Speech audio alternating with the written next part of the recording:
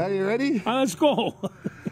A Wednesday sports wrap with George and Ringer. And, well, here we are. It's definitely September now because we taped the show last week in September. But you were just mentioning before we started that the tourists are kind of gone. And we've got a beautiful day on Rainy Lake behind us.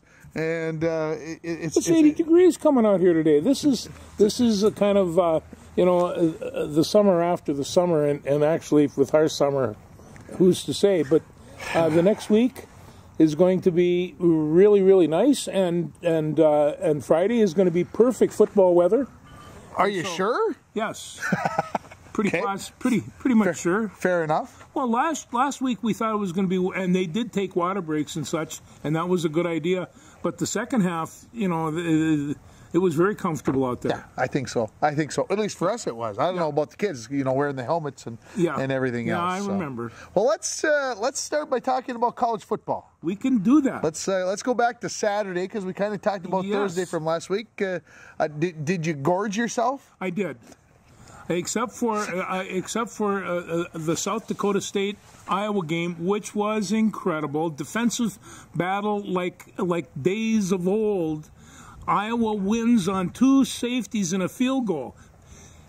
South Dakota State, and if you remember last year in the playoffs, they had a very strong defense, and that's what kind of hang them in there. And so I was pulling like mad for the Jacks, and and then I think there are a lot of Gopher fans that were pulling big time for the Jacks. Minnesota kids all over that team. Yeah. And then North Dakota and Nebraska, and I thought Nebraska was going to do it again, and they come that close. And North Dakota, they just kind of run out of ammunition, but they defensively they were tough. They played the Cornhuskers really, really well, and so and you see this, and you see like North Carolina plays Appalachian State. Well, Appalachian State's another one of those Division 1A schools, but they've always been strong. Well, North Dakota was lucky to get away with their heads, and it just goes on and on and on like that. Yeah, let's talk a little bit more about the North Carolina game because I was busy for a while Saturday morning doing things and early afternoon, and then I decided, look, I need to sit down and watch a little football. And I was very happy that I turned the TV on and started flipping through the channels. I found North Carolina Appalachian State, or App State as they are called now. Isn't that very 21st century? They're App State. And Appalachian State only scored 40 points in the fourth quarter. In the fourth quarter, they scored 40 points. They were down 42-21 going to the fourth quarter. They scored 40. They end up losing 63-61. So I'll ask you this question because my first question, did you watch the end of it? I did watch the end of it. Were you listening to the announcers? Yeah, they weren't thinking. Well, no. They were exhausted. They must have been out having a good time the night before because they were convinced once Appalachian State got to within 56-55 with about 30 seconds left and missed the 2-point conversion to go ahead, they're like, well, it's over. It's all done. Well, then North Carolina scored on the onside kick. And they're like, well, it's all over. It's done. The game's over. And I'm like, do they understand football that you can score 8 still? You can score the 8 and it does go around. And as good a game as that was, and it was a tremendous game, the evening nightcap was LSU and Florida State. That was on Sunday. Yep. It was on Sunday. And so I got home, I turned it on. Okay, we'll see how well this goes. And the tail end of it, there was 1 minute and 23 seconds. Florida State had a punt to LSU. LSU fumbled the punt. Florida State recovers. They're going for their own goal line for the coup de grace. They fumble the ball on the 1. So with 1 minute and 23, the Tigers have 99 yards to go. Down 7. They take care of it in 10 plays. Made it look easy. They have a couple of receivers down there that helps. Well, I shouldn't say that they made it look easy because I was listening actually on XM radio, but keep going. No. Yeah. And so they line it all up, and so everybody's expecting, okay, we go taking this thing in the overtime. He's not going for 2 and all the rest of that. And Florida State put this great big 6'6" wide receiver on the end so he could cover the thing, and he went down and squished that extra point. All I can say is this, George. I watched the replay either late Sunday night or early Monday morning. And it looked like, folks and guys, ex-players of ours from Bronco days, it looked like the first time we lined up to kick an extra point in practice, and nobody blocked anybody. And nobody blocked anybody. That whole side kick. You know, the thing you always say on an extra point kick, for at least when we coached, high and tight to the inside, don't move the outside foot. Don't move the outside foot. Well, the end went and blocked the guy, and they had 3 guys coming through the D and E gap, and the guy on the outside, the wing, I don't know what he did. He went for the outside. They had 2 guys that could have blocked. They could have blocked the extra point. Yeah. In fact, the ball kind of went through his arms, and the other guy nailed it. And it's just like, and the Florida State coach, I mean, nice young guy. There's a team they're rebuilding and all like that. I tell you could have blown them over with a feather. They were. This isn't what anybody was expecting. But the thing of it is you have to dot the end of the sentence when you do these games, and they weren't quite able to do that. Well, and I'll say, I mean, I was torn, to be honest, if I should be happy, sad, mad that the way it ended, because, of course, as a fan of neither team, you're looking maybe for overtime in that situation, but it can't end in a tie. But like I said, Florida State had their runs. LSU's had their runs. They'll both probably be decent teams. Well, but the closer they are to 500, the happier I am. Well, yeah, and the thing of it is that we talked about Brian Kelly last week, former coach at Notre Dame. Now the coach. This was his first game at LSU. This was a big game, and I mean, I don't know as they're riding up in the horse and throwing the spear into the mud, but it's still pretty much nuts in that Knoll Stadium, and you are, they're going to get the home field advantage if there is such a thing. No, I to watch the game, and there were plenty of mistakes, mostly defensively by LSU, and at the halftime, they asked Brian Kelly, he says, what went wrong? And he says, well, what didn't go wrong? Everything went wrong. And I think they had 3 points Coaches. up. They were inside the 20 a couple of times and didn't get anything. And, and so you could see the frustration that he was bearing. And I thought, I don't know if he knows it or not, but the defense is going to eventually carry the day, and that's usually the way it works. That's usually the way it works. What did you think of? You brought up Notre Dame with Brian Kelly. What did you think of Notre Dame and Ohio State? I thought that it was a classic game, and I mean, everybody figured, the way they were talking 17 points, that's kind of a dribbling. Well, Ohio State, they beat them by 11, but it was no dribble, and it took the fourth quarter of that young Mr. Stroud. He is really an incredible quarterback. You know that? Ohio State was favored by 17 points, and they didn't impress me. Stroud's a good quarterback, but Ohio State.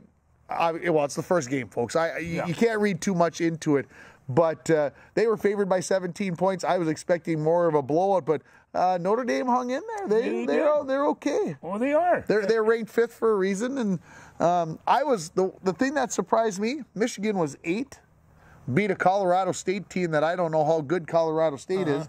Beat them, and they moved all the way up into the top 5. Michigan did. As long as we'll bring it up, we'll talk about Georgia and Utah. And I mean, Georgia and Oregon? Georgia and Oregon. And so you had Georgia and Oregon and Bo Nix, who went over to Oregon from Auburn. Yep. And I remember when he was a rookie, boy, he was going to be the next big thing. Well, I think the whole family Nix was involved in Auburn. Yeah. And so he goes out there, and they're coming in. I'm going to watch this game and all the rest of that. Ooh.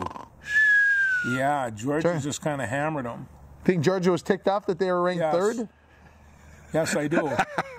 These kids are sensitive about stuff like that. Okay, Utah, Florida.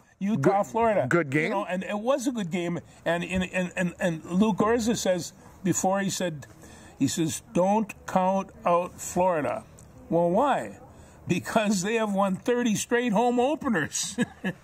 They don't lose their home openers there. It's against the law. And Yeah, I It was a think good game back and forth. It was a good game. Again, didn't get to watch all of it, but got to watch some of it in the channel surfing. East Carolina and NC State. Well, I tell you what, you better that whole Carolina Coast thing has been building up for a number of years, and East Carolina, the chance to take down a number 13 team in the nation, and you miss an extra point to tie it about halfway through the fourth quarter, and you miss a field goal to win it. Yeah. Ouch. Ouch. Don't trust those kickers. That's what I said. Kickers are interesting people. That's what I said to Uncle Paul on the extra point on LSU. As he was watching it, and I was listening to it, and I said, "Oh, you don't trust the kicker?" And he says, "Well, it wasn't his fault." He said nobody blocked for him. I'm like, well, after I saw it, it was true. No, and I don't know if you saw it, but on 60 Minutes they had a portion of NFL kickers on there, and just how different a football player they are. They're like goaltenders, right? Yeah, they're like goaltenders. Although, was it Arizona got that great big guy that's, the one that can bench press a whole bunch of weight? And I don't know about him. Yeah, the other guy who was the punt god. Well, he's not the punt god anymore. They boosted him out for sexual harassment. Yeah, he's. I don't know what where he'll end up. I'm sure he'll come back at some point. He'll serve his penalty and his 8 days, and they'll go with it. So, what about college football coming up this weekend? What have you seen? Because I haven't even looked, to be honest. Other than the Gophers playing Western Illinois, that's about all I know. I just want to talk about that Western Illinois. We got UCLA and Southern Cal coming into the Big Ten and all the rest of that. And I thought, do you like that? Well, I'm old and hard to change, but the Gophers won't have to play teams like Western Illinois and shouldn't play teams like Western Illinois anymore. They should not be playing Western Illinois on Saturday. PJ Flick said you get 12 attempts, they all count the same. Yeah. Well, sort of the same. Sort of the same, yeah. And it's just... but as they learned last year, you cannot lose to somebody you're favored by 31 points. Well, you cannot do that. That kind of destroys the season. So they're in this same opportunity again, George. I'm talking about the strong-willed people like Notre Dame and Ohio State. I'm talking about the strong-willed people like Georgia and Oregon. First game. LSU and Florida State. First game. These guys, and they pack that. The crowd's going nuts.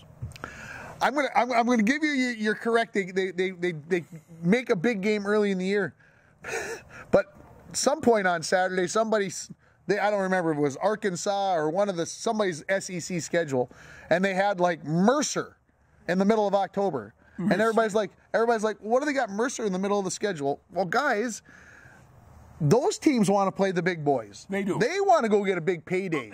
So you can't look at the big boy and say, well, what are you playing Mercer for? Go back and look at Alabama and LSU's schedule in November over the last 10 years. I want to go 10 years. Alabama's schedule has been awful. What they do is, before that big final game of the year that everybody remembers because they're playing the Iron Bowl, they're playing the game of the year. The week before, they go play in a AA school, an FCS school. Go back and look at Alabama's schedule. Go back and look at LSU's schedule.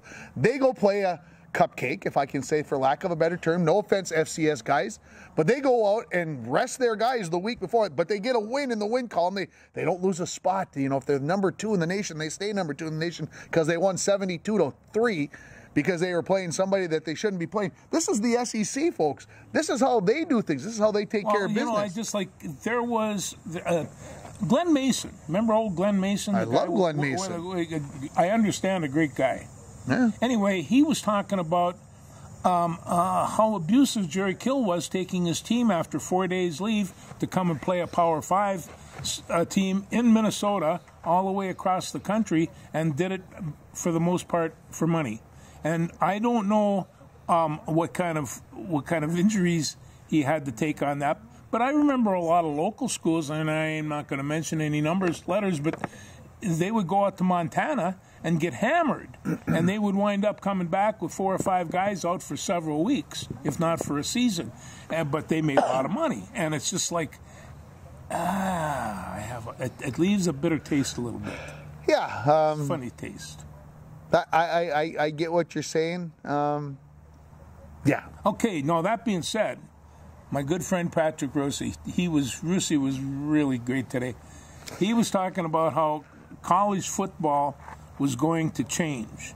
And it's going to change because the amount of money that's coming into the football coffers as soon as these television contracts are signed is going to be obscene. And so he thinks that maybe some of these football players are not so dumb after all, and so they're going to say, we want a piece of the pie. And so pretty soon, your offensive center, if he's an All-American, is going to get paid this much, and if he's a left tackle, who knows what he's going to get paid, and star quarterback, so that's how I'm afraid, and that's what Rossi sees as being the future of college football. We're gonna be buying them now, and they. We've been buying them for a long time, Patrick Rossi. Don't be naive. Well, then, I'm not being naive, but the fact of it is that there was a time that you got your scholarship money, and everything else was illegal. If there were, nobody ever gave me any. Nobody ever gave Georgia any money, though. Buggers down there, They got me a job at the bar. See? That was all right. Yeah. Okay. So since we talked, or about the time we talked last week, college football has announced they are going to go to a 12-team playoff from 4 to 12. Well, 6 to 12. This is another thing. Players are going to understand that their season is going to increase. That there's going to be, 2 handfuls of teams that are going to make this, and they're going to generate an awful lot of cash. We live in a capitalist society, apparently, and our young kids, they can count. They can count. It's going to be interesting to see how things all pan out.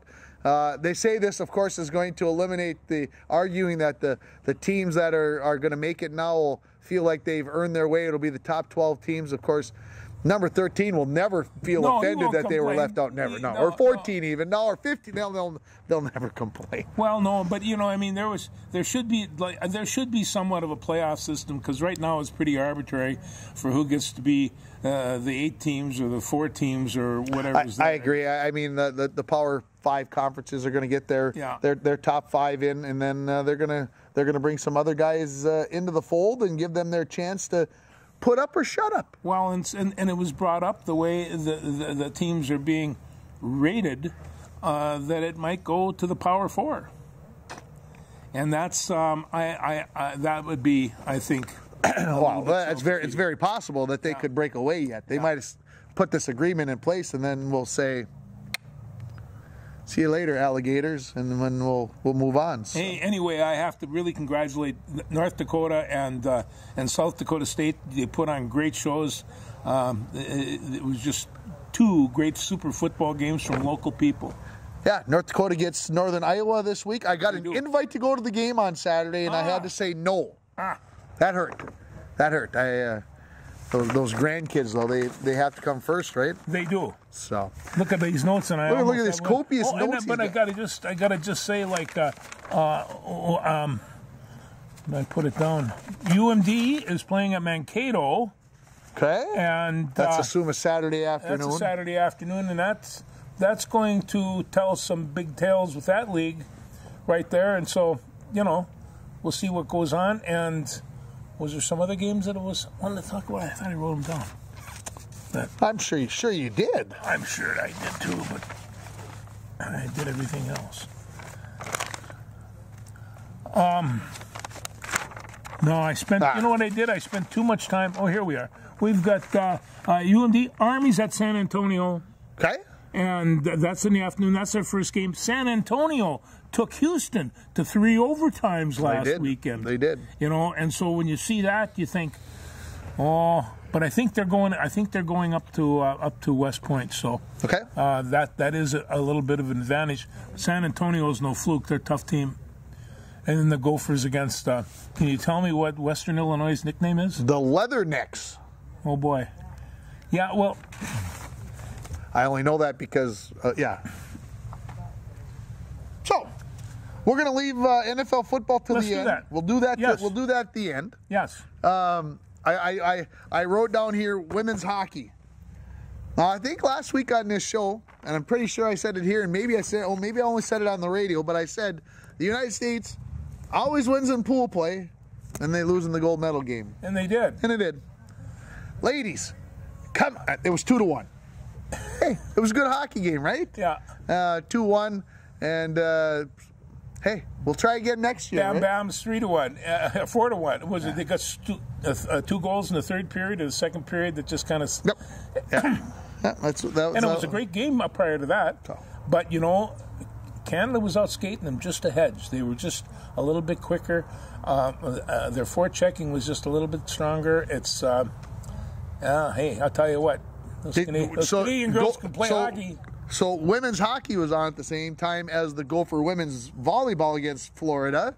Were you multitasking, or did you have to pick one? No, I actually was multitasking and channel flipping, and I caught the fact that the Gophers. I think right now they've just kind of picked up where they've left off. And when we were talking about last week about the guy that wrote the article did an article about Gopher volleyball. His name is Jeff Day, and he's a writer for Sports Tribune. And what he was commenting on was basically that it's not necessarily the university's fault, but the fact of it is that media does not. I mean, and he doesn't even bring it up. But we watch cornhole championships, and they have a hard time getting a Division I volleyball game on, but things have changed. Equity is coming at, and the big equity was there were more people that watched girls softball, women's softball, than there were watching the College World Series. And you see, these women are just incredible athletes, and people like that kind of thing. I'll say this: I think it's because of length of game. Softball takes 90 minutes to 2 hours. Those College World Series games, that's a 4-hour deal. You gotta invest. Those guys can all hit, and you get one pitcher in that softball boy. She's mowing them down. Well, and that's the thing I said. I think it's speed of the game. I think that's why people enjoy watching softball. There's no doubt about that. Well, and the other thing is that they're considering this as being a real growing market, especially amongst young people, and in the cities. With volleyball. And they're talking, and both men's and women, and I know the high school league did not sponsor a volleyball. Boo, you punks! They took enough grief for that I can't see them doing that again. And it's because there's just some really good male volleyball players. Watch international competition. You want to see some volleyball. Well, no disrespect to any of the other sports, but we've got all kinds of other things, and then for them to say, well, we're not going to do boys volleyball seems to me to be anti-sexist or whatever the right terminology is. I don't get it. There are plenty of opportunity. There are plenty of kids playing it right now, and then to say no, the way it works out right now. I don't get it. Football is number 1. Basketball is number 2 in media watching. Number 3 is wrestling. Number 4 is volleyball. And that's over men's hockey and all the rest of the sports that we watch, and we can't see how that would happen. But that was happening. There was a time that out of 2 of 3 years, the Minnesota Gophers were national champions. Just like Penn State and Iowa, they were clubbing and beating everybody. Nobody even knew it. It was the most successful team on campus. And this volleyball group, they've been awfully successful too. So you wish them a lot of luck. And it's like we had old Mississippi Sun Crab the other day. He can't wait to get home so he can start doing his therapy, so he can start going to go for volleyball games. So there you go. There you go. I got one question for you. Have you heard about the soccer spy thing? Soccer spy and I did see it come across my notifications today. I did not read anything on it other than that it happened. If somebody speculated, it's going on. Oh no! And there was a guy who was watching through his car, and he was in his car. They took 2 great big vans and stuff and parked them right next to his car, so he couldn't go, and then he'd leave and go somewhere else and park. They asked him to leave a couple of times. But he was a good friend of the guys from Orlando, and and they were watching Sacramento. But I mean, you know, well, here's the thing about this. Orlando, if I'm getting the story correctly, is an MLS team. Yeah. And Sacramento is a USL team. Is a second tier team. Yeah. And the MLS team was spying on the second tier. Are you beep, beep, beep, beep, kidding me? Yeah, that's really something, isn't it? What the? I really got a big kick out of that. So I knew as a soccer man you'd. I mean, hey, come on, man! An Orlando spy ring, soccer spy ring. It was only a matter of time. And then I want to bring up one other point. Last Saturday at St. John's, the St. John's Whitewater, Wisconsin game, and St. John's won. I don't know what the score was. Over 12,000 people were there to watch the game. It had to be very uncomfortable with that many people. They must have just been packed like sardines in there. Folks, I'm going to say this to you. We're football freaks of nature or whatever it is. But seriously, if you're going to go watch a college football game anywhere, go to Collegeville. It is a spectacle. The field is down in a bowl. Go in late September, early October when the leaves are changing. It'll change your life. Oh, they will. Seriously, you can't go there and not go, this is college football at its finest right here on a set. Yeah, it is. It is. So 12,000. Whitewater is one of those nationally ranked teams, always there in the equation at the end of the season. St. John's wins on their home field. Will they meet again down the road? I don't know, but that's 12,000 to go watch a Division III football game. What I liked about the story, if you read the story in the Star Tribune, and I'm sure you probably did, I love the fact that they said that Ghilardi would have never let this game go on because you didn't play somebody that good early in the season or ever on your schedule. I'm like, you chicken, beep, beep, beep, beep. Anyway. Yeah, I know. Boy, the show is full of beeps. I don't know what's going on. Tim must be lacking sleep. I want to mention Lindsay Whalen. Lindsay Whalen, Hall of Fame. Is that this weekend? Saturday, this weekend. She was on a podcast at State Fair. Okay. She is really some kind of piece of work. There's people walking by and say, "Hi, oh, that's my nephew." She was interacting with the crowd while giving this interview. She's 40 years old now, which doesn't say so much as her age as it does mine. She can't be 40. Yeah, I know. That's what she said.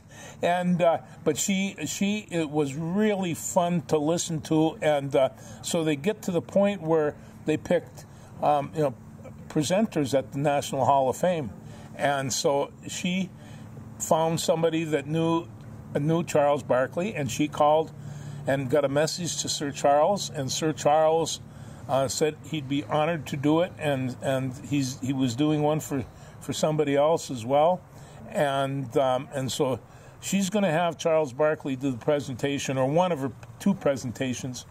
I find it an interesting choice. She said it was his favorite player. And I'm okay. I understand that. Yeah. I get that. And Lindsay, if you ever see this, don't take this in the wrong way. And I like Charles Barkley. I do. Well, you got to keep in mind you have to be a member of the Hall of Fame to be a presenter. Why not somebody from Minnesota then? Why not a Kevin McHale or somebody who Because Kevin wasn't her favorite basketball player. Now, besides, CB and TB are the two best sports comedians around. And if you're going to have an interesting speaker, I'm not sure it would be Kevin McHale. Kevin McHale is hilarious. If you ever get a chance to talk to Kevin McHale, he's funnier than Barkley. I don't know if he's funnier than Barkley, but he can get the job done. If you want hilarity, Kevin McHale can do it. Having said that, do you want your presenter stealing your thunder? Don't you want to be the focus? If you're going into the Hall of Fame, do you want the guy before you stealing your thunder and everybody's going, what did Lindsay say? Because I'm still thinking about Charles Barkley. Anyway, she is a spark plug. She'll think of something to say. She'll come up with something. There is no two ways about it. What else you got on that sheet of paper? Oh, I got other things on this paper because we haven't even got to. Well, we got to talk a little U.S. We got to talk about a little U.S. Open tennis. We can talk about U.S. Open tennis. She went down. She went down last Friday. I mentioned that I thought Serena would make it to week 2. That was a fallacy. Not that she didn't make it interesting. Oh, no. But now the question is, if she went and did some serious training, would she come back? No, I'm sure she could. But let's think about this now. She's 40. She's 41 years old, and that isn't a diss on anybody who's 41. But to maintain that level, she's done. She'll come out and play a celebrity match or an old timers match here and there somewhere, but no, she's done. Gone. I literally don't expect to see her come around except on special occasions. Walk away completely. What surprised you on the men's side? Nick Kyrgios is surprising me. He lost last night late. The fireball, the craziness, I don't know how people put up with him in his entourage, but I think they know that that's just him. That's how he has to play. Otherwise, he's not engaged. He's not there. Francis Tiafoe from the States, playing well. Matter of fact, he was just getting started as I was making my way out here, so I would imagine he's taking Andrei Rublev today. Would love to see Francis finally flip the page and make a statement, get the New York crowd behind him. Rafael Nadal lost. You know how happy that makes me. No, I just when Nadal went down and ringer. Daniil Medvedev getting beat in the 4th round there. The men's side looks like Carlos Alcaraz would win this thing. He's the number 3 player in the world. He's 19 years of age, I believe, if I've got my numbers correct. This Casper Ruud is the number 5 seed. He's right there. Those are the 2 guys that maybe are ready to take tennis over and become that new generation of young guys. There's a few guys. It all depends upon who stays healthy and everything else. But Alcaraz looks like he's the real deal, and I'm for no disrespect to the big 3, but Djokovic obviously not playing in this tournament. He's not done. Obviously he's going to go back to Australia in January and probably impose his will back on this. But I think Rafa Nadal probably has seen he's on the downhill slide, and we'll never see Roger Federer, I don't think, ever again. Even though he says he's going to try, I don't think he's in the same boat as Serena. We just won't see it. Too bad Coco Gauff lost yesterday. It would have been nice to see her make a run and get that New York crowd behind her as well. Jessica Pegula takes on number 1 Iga today. And if she can come through, man, with the place. I'm going to tell you, that New York crowd stays up late. They do. They do. I got 1:30 the other morning. 1:23 a.m. I got home from the Bronco volleyball game last night, and we're going to talk about that coming up here in a moment. So don't go away on that. And I got home about 11:15 with Kyrgios still playing, and it was going to the 5th set, and I'm like, well, I got to sit down and at least watch part of this. Well, I couldn't keep my eyes open, but I tried. But it's been some good tennis. It's been fun. They've had to play quite a bit of it under the roof recently, as the weather in New York has been pretty poor. So, What else? Well, actually, if they had 25, 26 hours in the day, you'd probably fit it right in. I would. Absolutely. We're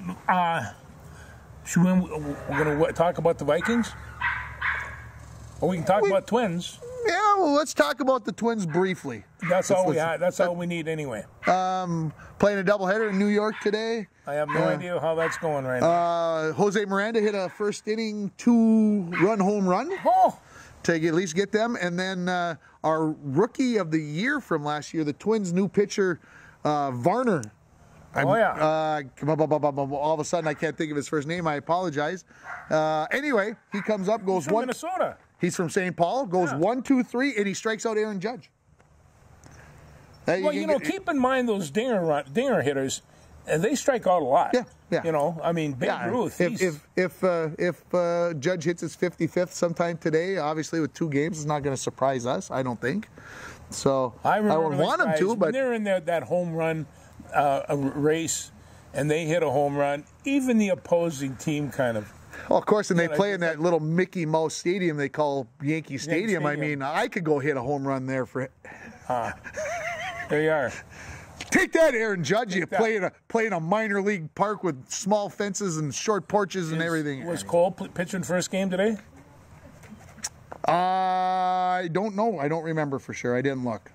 Twins are down a game and a half. Hopefully, when Cleveland comes to town this weekend, everything's dead even. That's where I'd like it to be. We'll see if that's the way that it plays out. You know, baseball is kind of interesting. It's starting to figure out, little yapper. Yeah. You have the New York Mets, and you have Atlanta, and you've got Los Angeles, and I'm not even sure who the second team probably out there is. Probably San Diego. San Diego. Yep. And you take a look at that bunch, and the one that's hot right now is Atlanta. Does this remind you a lot of last year? And I'm not even bringing up the Cardinals. Yeah, you better keep Jay Barkowski happy. Oh, Jay Barkowski and cousin Joey too. I mean, you know, and it's just like Albert Pujols. Hey, you know, designated hitting was meant for him and Jim Tumes. Yeah, and Nelson absolutely. Cruz, you know. Absolutely. Yeah. So, yeah. Anything else more on the Twins? That was about done. Haven't done so well in Chicago and New York over the last couple of days. They need to get things going. Of course, Cleveland hasn't been playing very well either, so that has helped out to keep them in the race. Okay. What did you say? Did we? Oh, we're going to talk about the Vikings. Let's wait with the Vikings. Okay, we'll finish up with the NFL. We can do that. I want to talk a little bit about the Bronco volleyball. They are dominating. Last night, the big 4-set win in Aurora. And over Mesabi East, a team that made it to the section semifinals last year. Not that they're the same team, but nobody is the same team. But one of those teams that kind of a measuring stick. And I told the coaching staff after the win in 4 sets last night that this was the biggest win in Bronco volleyball in years, in my estimation, in my feeling. Is this because this lays the foundation for the rest of the season? I think this gives the girls a lot of confidence. And, of course, the big thing is Greenway, the 2-time defending section champions, Saturday morning, Broncos go to Greenway to play in a tournament. Game number 1 Saturday morning at 9:30 against the Raiders. And so we'll find out a little bit about this team. That's big time, yeah. Yeah, that's big time. And, you know, Mesabi East had played Greenway and got, basically, the coach said, we got it handed to us. We got shown some things. Greenway's at another level. So when all is said and done with that, you know, if the Broncos can go in there and show themselves well, then we're going to know that's a great measuring stick on Saturday morning. Now, granted, Greenway's playing at home early in the morning. The Bronco girls are going to get up early. Maybe it's not the true measuring stick, but it's sure going to be a lot of fun to find out how things go. Well, it is. So the Broncos go 4-0, and all I can say is this, folks, okay? You've seen a lot of volleyball teams. This has to go right up with the top in the last 10 years. Oh, yeah, definitely. What they've got, this is one of the top teams. I'll say it this way, folks. On match point, seated watching the match, I even stood up. That's how excited I was on the hit through. So it was tense, 26-24 in the 4th set. After the Broncos had come back in 1 set 2 after they were trailing by a significant amount. Then in set 3 they gave up 15 straight. Yeah, I know. The heads were hanging. Lose set 3, and then set 4. 15 ties and 11 lead changes. Biggest lead was 3. It was good volleyball. It was fun. It was exciting. And of course, when you win, it makes that trip home just a little bit shorter. That's a lot. A little bit shorter. So the Bronco girls 4-0. So congratulations to them. Girls swimming and diving on Thursday. They got War Road at home, their second meet of the year. Cross country kids are heading for Roseau for their second meet of the year. Of course, the Bronco football team, they've got Moose Lake Willow River coming up on Friday at home. Doubleheader after George and I go do Moose Lake, or go do the Muskies against Dryden. So. Yeah, we've got some things going on. I went on YouTube the other day and went through this whole video of Canadian football rules. You got them all down? No, most of them. You know, it's like I said, when you get used to everybody running around, then the football starts. The football starts. It's a really interesting game, and they says keep in mind that this more closely resembles the rules of rugby than American football does. I'd go along with that. Simple as that. Yeah. All right, let's talk Vikes. Okay. What do you got? Well, I think right now, and you can help me on this one. The last time this was a big first game like this, I mean, we did New Orleans, I'm talking about Chicago Bears 1961. First game. Wow. This is going back, but that's the karma. Not only the karma of the 61 team, but my good friend John Randall. We need a little bit of this karma because I'm telling you right now, Green Bay, we're all very emotional. We all know the Vikings are capable of beating them 2 games, but we better keep in mind these guys are a pretty good football team. Kyle Sinigi, who is a vast, very good fantasy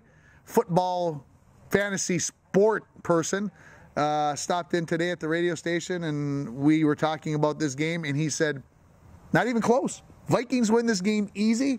Who's Aaron Rodgers going to throw the ball to? Big win, he said, for the Vikings. Well, I like his attitude. Well, I hope he's right. I hope he's right. And the key question is that all the analysts take a look at, okay, we have no idea what your defense is. We know that if Hunter's playing really well, and the other day they went through what this 3-4 defense looks like, and of course it looks like 3 down linemen, 2 defensive ends, and 2 linebackers is what it looks like. But it gets a lot more complicated than that because those guys have to drop back. They've been dropping back for middle coverage forever. That's always been their job. But now simply because there's so many receivers, they have to be able to cover it to the outside. And it's going to be a change. Yeah, that's a big change. It's a big change.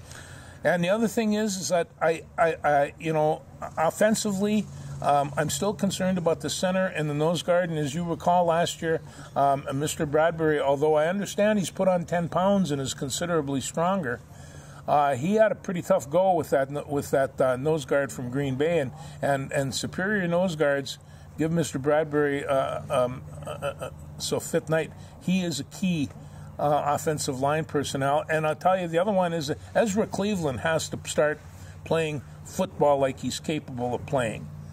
He can't be, I have no concerns about Ezra Cleveland. He'll be just fine. I just don't want any holding calls and the rest. Win or lose on Sunday? The Vikings are going to win. Vikings are going to win? Yeah. I agree. No, I don't know by how much, but they will win. All right, I promised that we were going to have picks. Who's going to the Super Bowl? Did you do your homework assignment from last Friday? Well, no, but I looked at my Whitney's magazine. All right, you know. All right. Well, let's start in the NFC. Let's start in the East. Who wins the division? I think Buffalo's going to do it. Okay, he's going to go AFC. That's fine. We'll go there. AFC, we agree. okay. That's fine. We'll go with the Bills. We'll start over there. All right. How about the AFC North? AFC North. I suppose, what's that, New England? No, that would be like Cincinnati, Baltimore, Cleveland, and Pittsburgh. Cincinnati. I agree. How about in the South? You got Tennessee, Indy, and Houston, and I'm missing somebody. Jacksonville. That's a tough one. But Tennessee might come back. They still have some horses. Huh?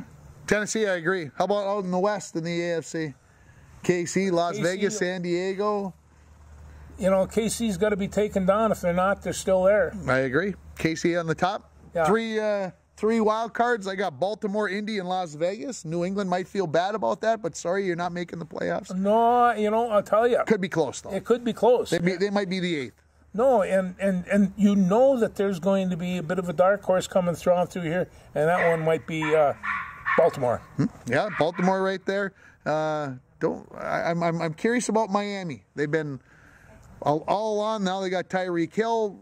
I'm interested to see what Miami does. Okay, who makes the Super Bowl out of the AFC? Well, I think Cincinnati's going back. I'm going with the Bills. Might be chalk. Hey, I'll tell you what. That's going to be a fine championship game, though. It was last year. Yeah. And it's those young teams with those mobile quarterbacks.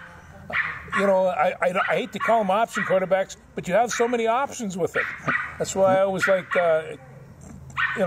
Munn so well. So the Bills playing tomorrow night, Thursday night, against the Rams in the season opener, the big season opener. All right, let's go to the NFC. Who wins out of the East? That might have to be Philadelphia. Philadelphia is a very popular pick. I'm going with Dallas, and Philadelphia being a wild card. How about the South with Tampa Bay, New Orleans, Atlanta, brings on some interesting thoughts. Really? Why is that? Well, for one thing, Tampa Bay has an old man for a quarterback. Huh? And he lost his center. Yeah. The center's gone for the years, I believe. And he doesn't have that great big Grunky. No big tight end to throw to, huh? No big tight end to throw. What about Bo Keefe from the Gophers? Can he fill in for Gronk? No, can't do what Gronk did, but maybe. He can't, but you know, he's not a bad tight end. But I also noticed that they got rid of Tyler Johnson. Okay. And so I was a little disappointed in that. But they said that, you know, and you have to rely on your receivers for so much. And they said that he wasn't contributing on the special teams. Special teams. Got to do it. So Tampa Bay, are we still? They're still the king of the South. He's thinking. Boy. Who else are you going to take? But barely. See, that's the thing. Who else are you going to take? All right. How about out west with the Rams, Arizona, Seattle, and who did I miss? What team that has that Aaron Donald guy? Yeah, see, he's going with the Rams, everybody. Yeah, Arizona might have something to say about that. They might. Could be fun. San Francisco in the mix. That's who I had forgotten. Yeah. So I've got, and of course, who out of the NFC North? I left that one till last. Who wins the division? Our division? Yeah. Well, I can't believe he's hesitating. I thought it was a slam dunk. I'll tell you why. Because Detroit's not. I knew he was going to say the Motor City Kitties. I had a bad feeling. They're not going to be pushovers, but I will have to go with the Vikings because I don't think Green Bay is there to bully anybody this year. All right, Vikings. I agree. I got Philadelphia. I got Dallas winning the East. Philadelphia, Green Bay, and Arizona as your three wild cards. Yeah. Who you got winning the NFC? I tell you, I think that's probably going to be Green Bay.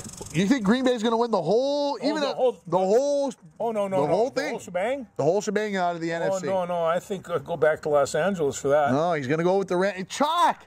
Jeez, nothing like picking the defending. How about Dallas? As much as I hate the Dallas Cowboys, yes, Dallas wins it. They come out, they win it. I don't see how you even see that on paper, but you know. I see it right here, George. It says Dallas right there. Dallas. It says it right here, folks. It says Dallas, and the Bills win the Super Bowl. And the Bills win the Super Bowl. Bills win the Super Bowl. Boy, you've been getting a lot of sleep lately. I don't think so. No, I haven't. There it is, folks. There's the reason. But I'll tell you what, if we come in February and it's Valentine's Day and Dallas is in the Super Bowl, guess who's going to be? Well, you know, and the other thing I was watching just the other day, I was watching Russell Wilson. Yeah. He's pitching for Denver now. Yep. And you know something? Everybody kind of forgets about this guy. He is a top shelf quarterback. Just paid him $245 million for 5 years. What was Denver thinking? That's a lot of money. It's a lot of money. Yeah. It's a lot of greenbacks. That is a lot of greenbacks. All right, you got anything else on that piece of paper we need to discuss? Let's see here.